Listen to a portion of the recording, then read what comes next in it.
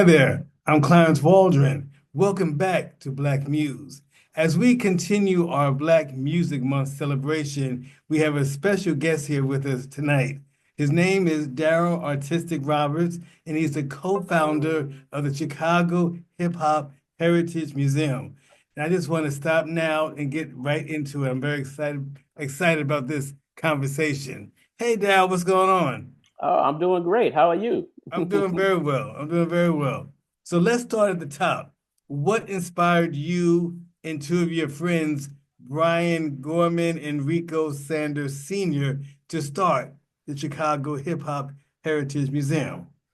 Well, it was a need. Chicago is rich in history. Soul Train started here. We had Record Row back in the days, Chess Records, VJ Records.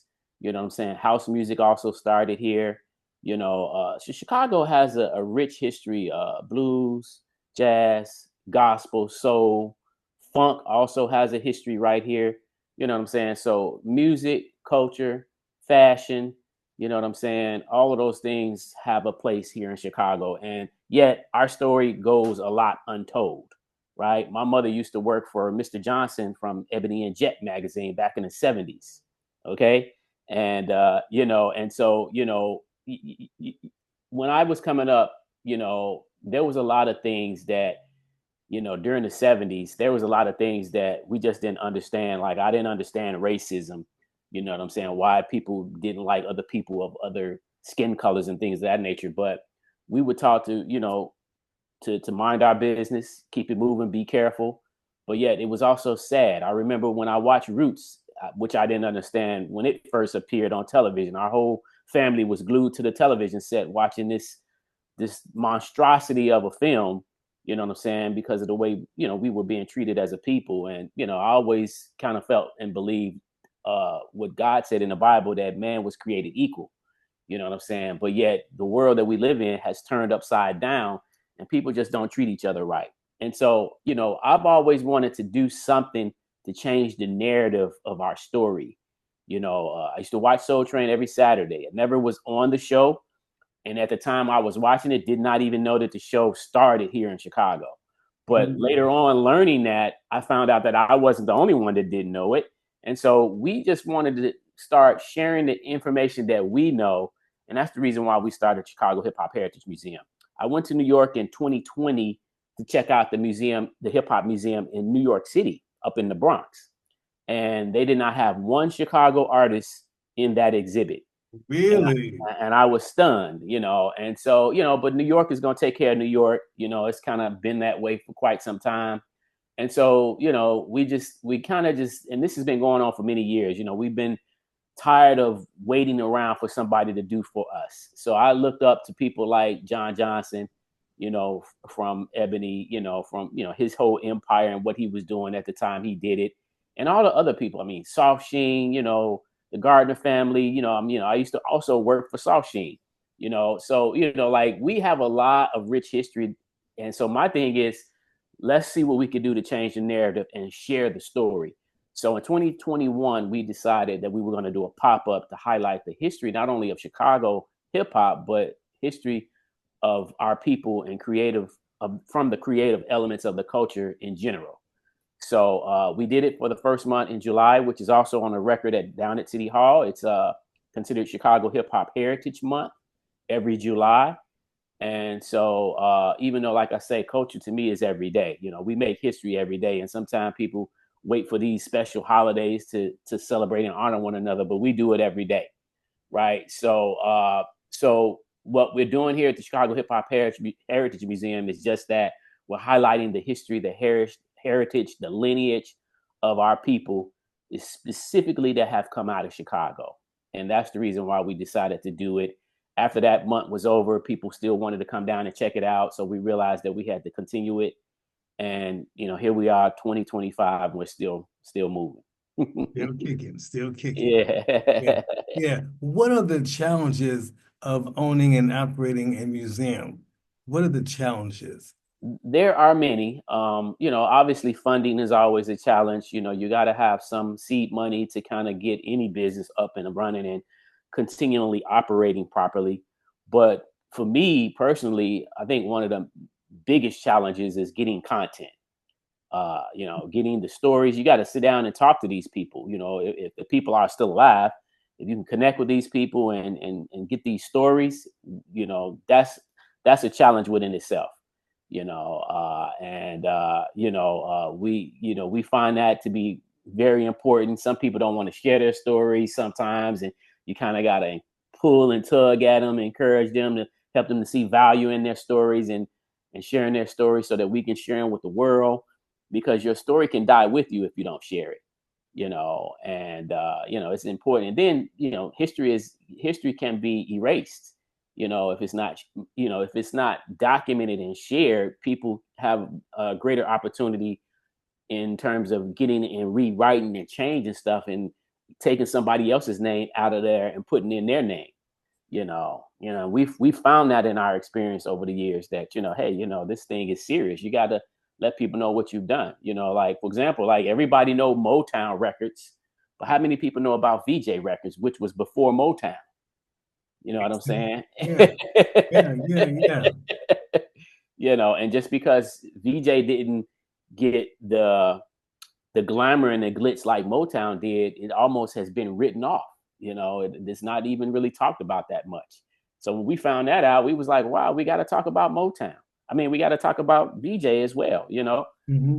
So, because everybody knows Motown, So, and then we highlight the story of Soul Train because a lot of people think it started in LA, and they write off the part of it started in Chicago, and Yeah. it's like, wow, really? Yeah.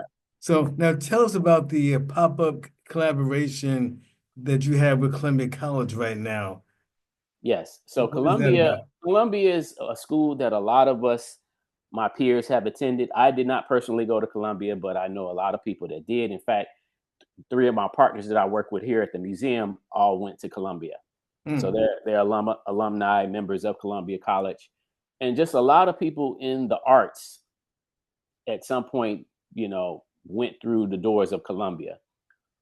So they decided that they wanted to do an exhibit to highlight the history of Chicago hip hop and its connection to the students that went there.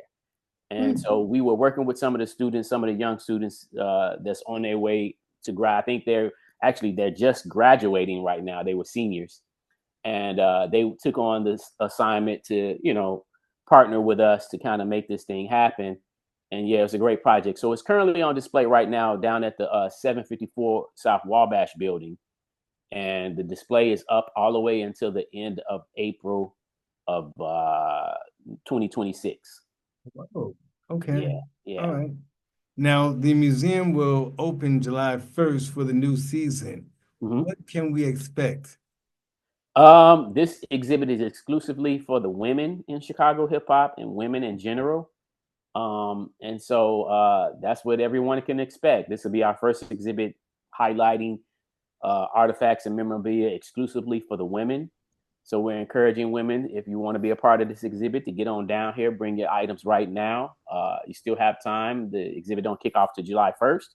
And we're trying to get people to come down and be a part of the activities. So we're going to have a whole lineup of activities that's going to take place starting July 1st all the way to the end of July 31st.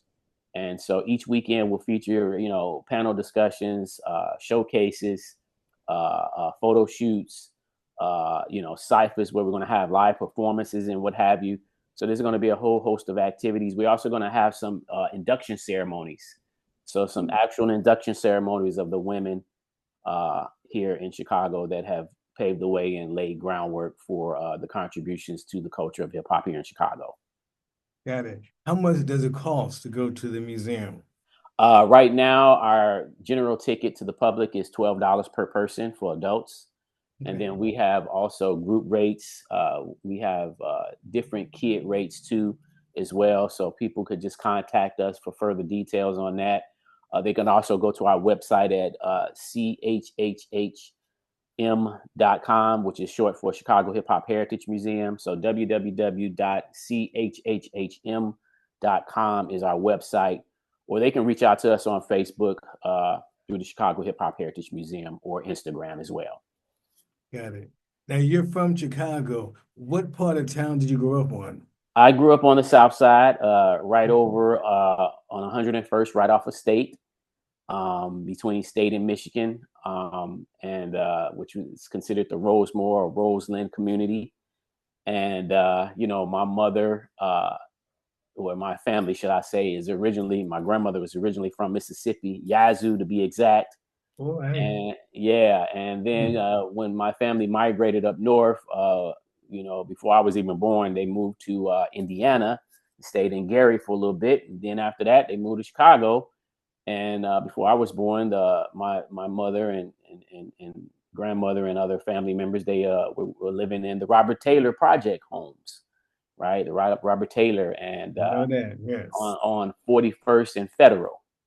Okay. Now, mind you, I never lived there because I wasn't even born, but I've heard the stories and everything, and it's again, it's a part of our history.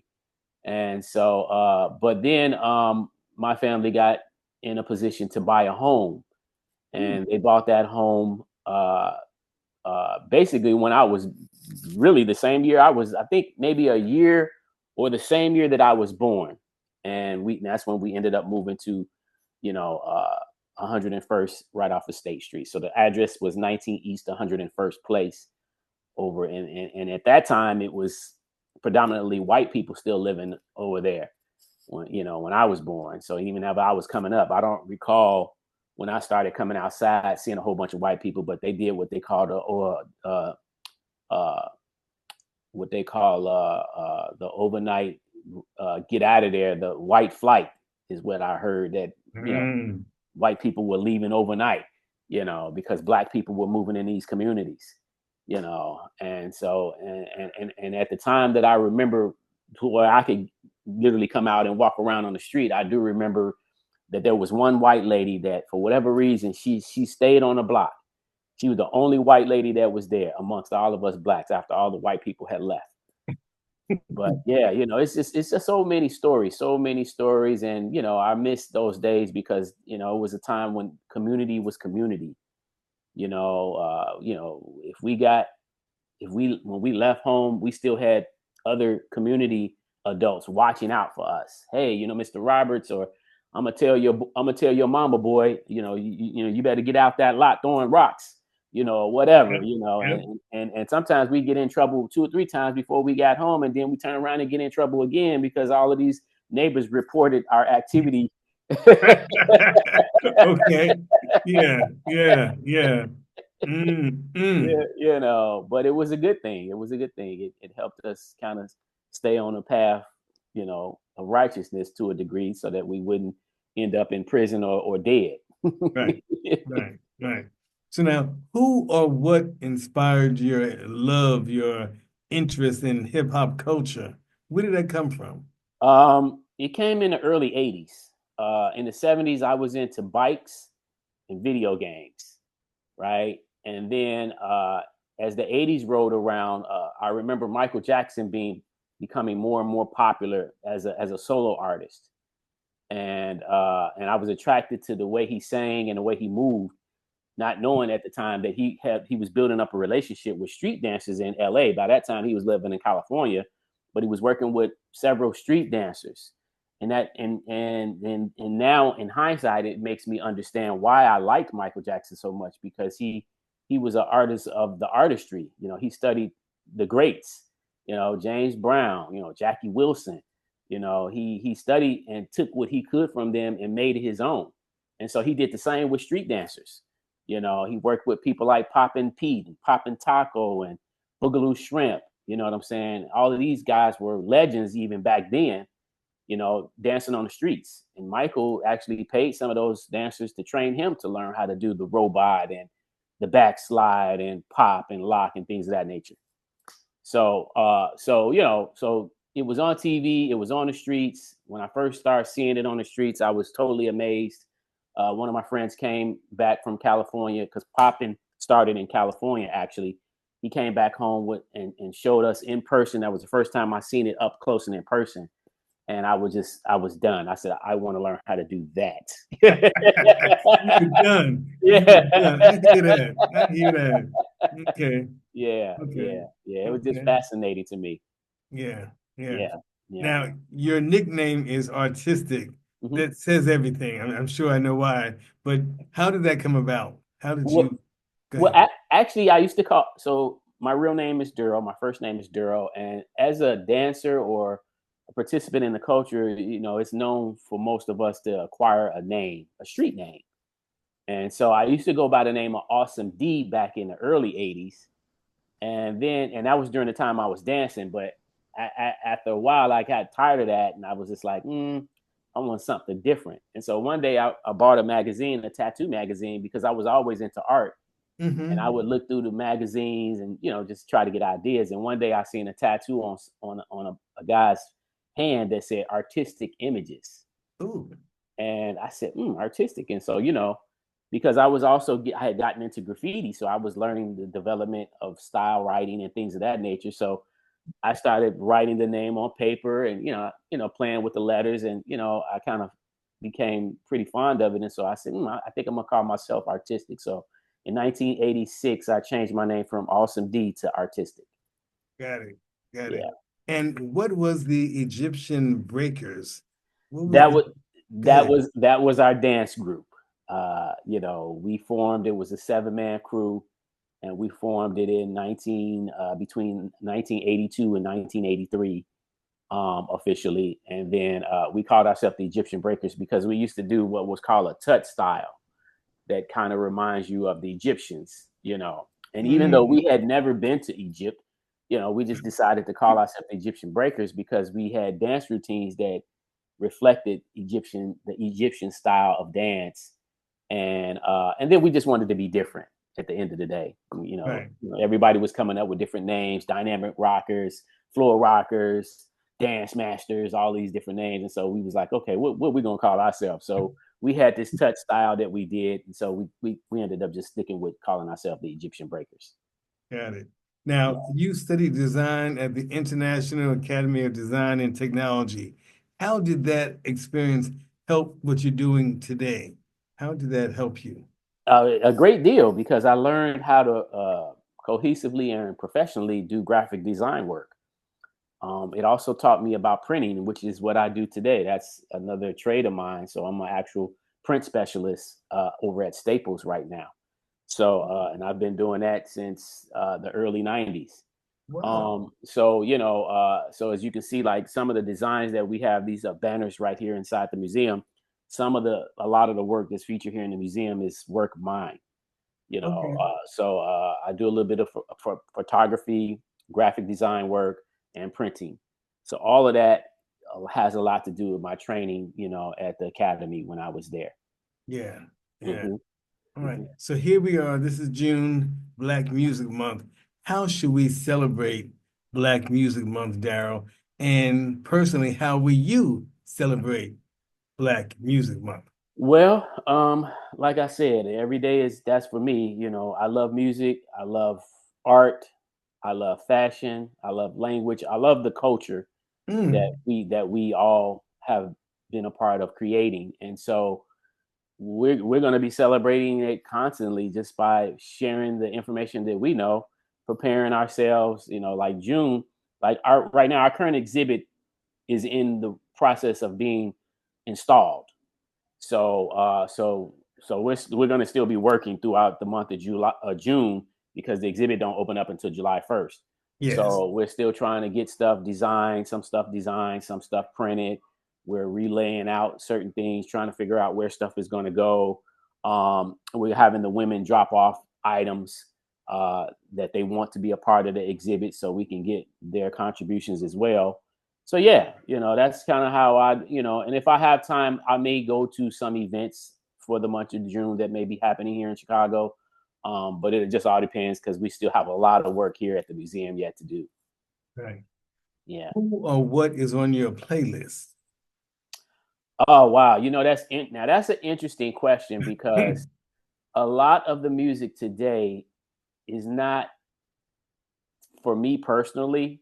and I'm not saying that all the music out today is bad, but a lot of what I hear typically when I do turn on the radio, because I listen to a lot of my own music that I own.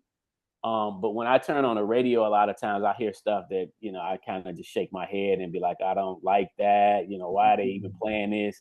How is that even possible? But, I try to really focus on music that's positive. I even revert back to a lot of old stuff. Like I like soul, I like funk, you know what I'm saying? I listen to house music from time to time. But even with the rap music, most of the stuff that I listen to is classic stuff from the 80s. Run DMC, Eric B. and Rakim, groups like that, KRS-One, and even Chicago, some of the classic stuff from like Common, Twista, the Brat, and then a lot of local groups that most people may not even know about just because they were so local that they don't even know they exist. We have another artist here by the name of D.A. Smart, who reminds me a lot of LL Cool J, because LL was another artist that I used to listen to a lot back in the 80s, but he represented New York. So we have our own version of LL here. He goes by the name of D.A. Smart, So yeah, but it's so I like more classic stuff. I love Shaka Khan. You know what I'm saying? So I listen to her. I find myself listening to her a lot, even like more her. She's on tour right now with Patti LaBelle and who else? She's Stephanie with Mills, Stephanie Mills and Gladys Knight. Gladys Knight. Yes, Yeah. yes, So, yes. I wish I had, the time, to take out to go see that, because they actually this weekend is performing here in Chicago. Right, right. So, but I know that's going to be an epic showcase that they're going to have, with the four of those queens rocking the stage at one time. Wow, that's going to be amazing. That's going to be history. Yeah, exactly. Yeah, Yeah. yeah. I can't believe our time is moving so fast. Tell us again the address of the Chicago Hip Hop Heritage Museum. Tell us that address again. We're located over here in Bronzeville at 4505 South Indiana. That's 4505 South Indiana, over here in the Bronzeville community, which is actually the community that Don Cornelius from Soul Train grew up in. Oh, I You never know, knew that. yeah. So he actually went to DuSable High School, and is right around in this neighborhood in same. And again, this was where the original Regal was at. Most people, when they think of the Regal, they think of the one on 79th, but the original Regal was right here on 47th Street, which used to be South Parkway, which is now Dr. Martin Luther King Drive. Yes, yes. Yeah. Yeah. Cool. So I mean, at one time when I was a little boy, I used to always hear my family talk about 47th Street. And then when I would get in the car with a family member and we drive down 47, it was just always bustling, Wow. yeah, Yeah, yeah, yeah, yeah. yeah. Okay. Anything else that you want to share? Our time is up. I can't believe it. Anything else on your mind today? Yeah, I just want to Oh, make sure people are aware of Chicago has a rich history. And you can not only come to our museum, but there's several museums here in Chicago that you can come and learn more history about. But specifically with our museum, we generally highlight the history of Chicago hip hop. But again, like I said, we highlight other movements as well. So we kind of like highlight it all, especially the positive side of Chicago, because a lot of times when people come here for our tours and they leave, they say, "Wow, I didn't know Chicago had this much history." You guys really tell the story and tell it, in a way that's really interesting, and leave and allow people to be leaving here with more insight that they had when they first came here. So I really encourage, and we've not only been getting people locally, but we've been getting people from out of state and out of country that's been coming here in recent times. So cool. the museum is definitely growing. It's I can't really encourage people enough to come down and see for themselves, because what I speak is still not enough. You have to come see it for yourself, and really delve into the stories of these people. And our museum also is a living museum. We don't just highlight artists that's deceased, but we highlight artists that's alive as well. So it's it's kind of full circle. So we might even be talking about an artist on a wall, and that artist may just pop up at the museum, and then they may interject and tell their own story because they're still alive. So we have relationships. We have relationships with these artists as well. Cool. Yeah. All right. Well, here we are at the end of our little time together. But before I let you go, I want to give a quick shout out to Howard Sandifer and his wife, Darlene Sandifer. They are the founders of the Chicago West Community Music Center on the West Side, by the way. And this whole video podcast was their idea. They sort of came to me and said, let's have lively conversation with newsmakers. So here we are having one with you, Darrell. So I thank you for your time. And I thank them for developing this whole concept. And for our viewers out there, we need more viewers. We need you to click like and subscribe. Click like and subscribe. We've got to build up our numbers. So thank you, Darrell. Thank you, public. And I'll see everybody next week. All right. Thank you for having me. Thank you.